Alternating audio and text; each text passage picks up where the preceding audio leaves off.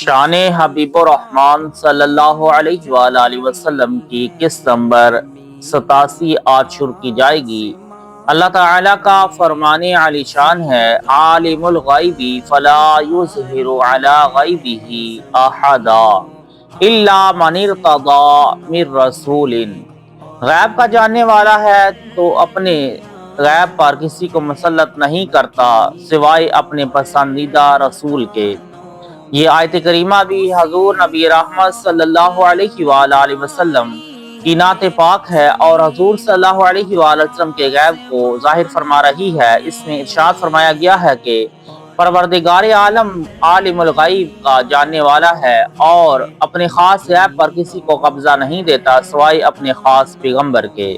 اس آیت میں دو چیزیں قابل لحاظ ہیں، ایک تو خدا کا خاص غیب اور ایک تسلط دینا۔ غیب اس کو کہتے ہیں جو آنکھ، کان، ناک وغیرہ حواس سے نہ معلوم ہو سکے اور نہ عقل میں فوراً آ سکے، جیسے جنت و دوزخ وغیرہ۔ اب ہمارے لیے بمبئی یا کلکتہ یا کسی اور جگہ جانا کا علم غیب نہیں ہے، کیونکہ اس کو آج جا کر دیکھ سکتے ہیں اور ہزارہا آدمیوں نے ہم کو خبر دی کہ وہ دنیا میں دو شہر ہیں، لہٰذا یہ غیب نہیں۔ غیب دو طرح کا ہے، ایک تو وہ جس کو دلیل وغیرہ سے معلوم کر سکیں، جیسے خدا کی صفات اور خدائے پاک کا ہونا۔ دوسرے وہ جس کو دلیل سے بھی معلوم نہ کر سکیں۔ پہلی قسم کا غیب تو رسولوں کے سوا اوروں کو بھی عطا ہو جاتا ہے، جیسے قرآن میں فرمایا یؤمنون بالغیب، اور دوسری قسم کا غیب یہ خدا کا غیب ہے جس کو فرمایا غیب ہی، یہ غیب سوائے رسول کے اور کسی کو نہ دیا جائے گا۔ ہاں جس کو رسول علیہ السلام اپنے کرم سے بتا دیں اس کو حضور علیہ السلام کے ذریعہ سے ملے گا۔ یہی اس آیت میں مراد ہے کہ پروردگار عالم اپنا غیب اپنے خاص رسول کے سوا کسی کے قبضہ میں نہیں دیتا۔ اس آیت سے معلوم ہوتا ہے کہ حضور علیہ السلام کو رب تعالی نے خاص اپنا غیب عطا فرمایا۔ اب جن آیتوں میں ذکر ہے کہ سوائے خدا کے اور کوئی غیب نہیں جانتا، اس کے معنی ہے کہ حقیقی اور ذاتی علم خدائے پاک کے ساتھ خاص ہے۔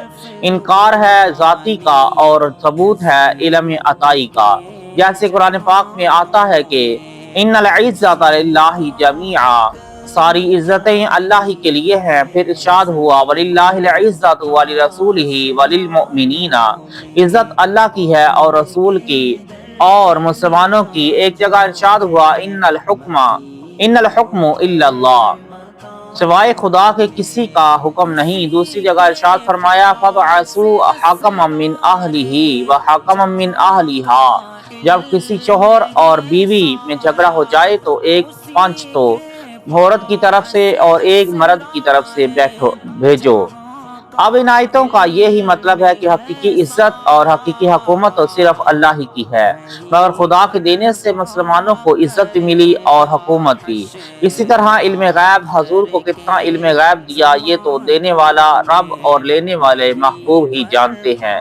لوح محفوظ میں سارے ما کان و ما یکون کا علم ہے، مگر لوح محفوظ میں آقا کے علم کے دریا کا ایک قطرہ ہے۔ قصیدہ بردہ بھی ہے کہ ہاں جس قدر روایات ومن علوم کا علم اللوح والقلم، ہاں جس قدر روایات سے پتہ لگتا ہے وہ یہ کہ ازل کا روز قیامت ذرہ ذرہ اور قطرہ قطرہ کا علم حضور علیہ السلام کو دیا گیا اور از عرش تا فرش آپ کو دکھائے گئے۔ اگر کوئی پرندہ پر بھی مارتا ہے تو حضور کو اس کا بھی علم دے دیا گیا۔ اس کی پوری تحقیق مفتی احمد یار خان نعیمی صاحب کی کتاب جاء الحق و زهق الباطل میں دیکھ سکتے ہیں۔ ایسی تحقیق اور جگہ مشکل سے ملے گی۔ دوسری بات اس آیت سے یہ معلوم ہوئی کہ خدا کا علم غیب حضور علیہ السلام کے قبضہ میں دے دیا گیا ہے کہ اگر کسی پر توجہ فرما دیں تو اس کو بھی عرش سے فرش تک روشن ہو جائے۔ حضور غوث پاک فرماتے ہیں میں نے اللہ تعالیٰ کے سارے شہروں کو ایسا دیکھا جیسے چندرائی کے دانے ملے ہوئے ہوں، حرض کہ حضور علیہ السلام کی ہر صفت عظیم ہے۔